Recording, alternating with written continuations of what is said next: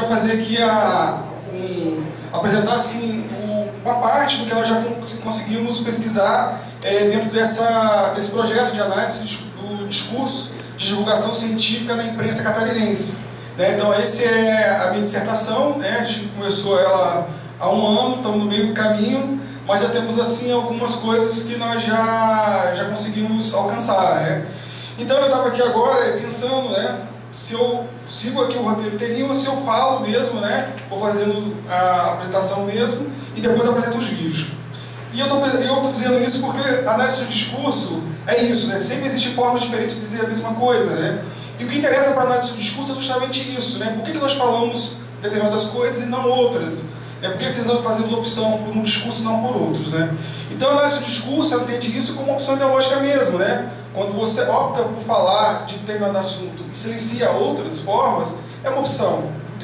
Então, a gente começou a fazer essa discussão sobre ciência e tecnologia, e esse projeto que a Sol acabou de apresentar aqui, sobre os sentidos que tem, ciência e tecnologia, um sentido só de ciência, eliminado esses adjetivos, ele tem um outro significado.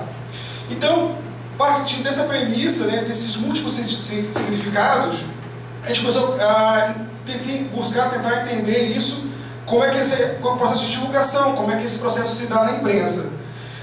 Porque eu sou jornalista também, atrás do Estado, do ponto de vista econômico mesmo, para tirar 5 delas para pegar um jornal diário dessas regiões para ver o que sai de ciência. Aí depois coincidiu, por exemplo, que São José é a 4ª maior cidade, mas é colada de Florianópolis.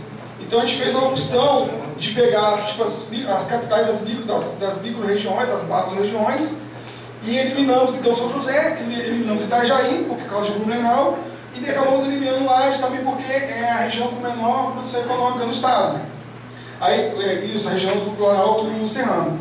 E então pegamos a cidade de Florianópolis, Blumenau, Joinville, Criciúma e Chapecó. Aí pegamos um jornal diário de cada região, pegamos uma notícia, o Jornal de Santa Catarina, o Diário Catarinense de Florianópolis, a Tribuna de Criciúma e o Brasil Sul do Chapecó, do Oeste. E aí vamos entender o que tem de ciência nesses jornais. E aí a gente descobriu uma coisa que foi meio contraditório para nós, que não tem uma política de divulgação de ciência nesses jornais. E com a diferença dos jornais do interior do grupo RBS, que é um grupo que monopoliza a informação e a divulgação de conteúdo no estado de Santa Catarina. Então você pegou o Diário Catarinense, a Notícia, o Jornal de Santa Catarina e um conjunto de outros jornais, a pauta é a mesma. Você pega os jornais, a gente fez a pesquisa, colhendo as matérias, durante 30 dias, de 4 de outubro a 3 de novembro, nós fizemos a coleta diária desses jornais e a gente conseguiu entender o seguinte, que no Oeste e no Sul não tem mesmo notícia de ciência. Não se divulga ciência. Quando sai alguma coisa é sobre ciência voltada para o agronegócio. No Jornal da Capital, do Grupo RBS, sai algumas notícias de ciência, também com ferramentas de divulgação de inovação tecnológica para a área industrial, mas mesmo assim não tem uma pauta específica, um editorial de ciência.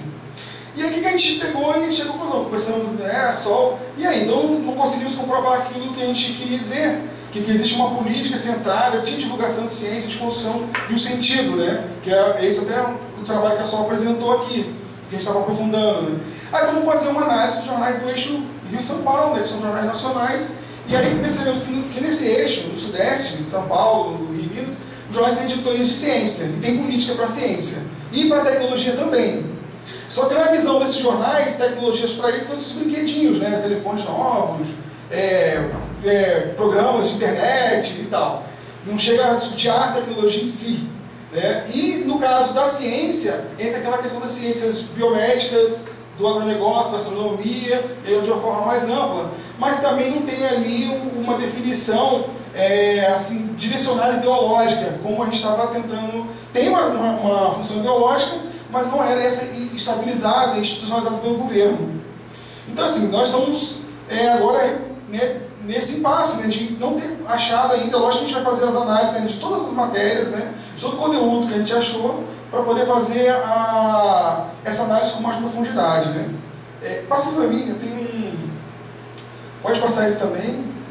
Então, o objetivo que a gente tinha no início era comprovar na pesquisa que existe na contemporaneidade um deslocamento do sentido de ciência, ou do sentido de ciência enquanto atividade do pesquisador acadêmico, se é que se pode dizer assim, né, enquanto busca pelo conhecimento da verdade, da racionalidade, da compreensão humana e de suas possibilidades.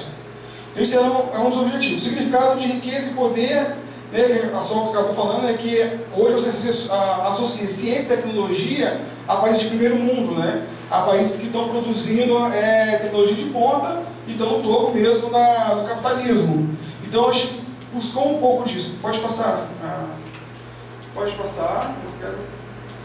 E aí, falando da justificativa, né, da questão dos literatos, que é um texto, né, que o Peixe fez na década de 70, que ele foi altamente revolucionário, ele conseguiu enxergar uma coisa que já acontecia lá, mas que para nós só chegou agora, né?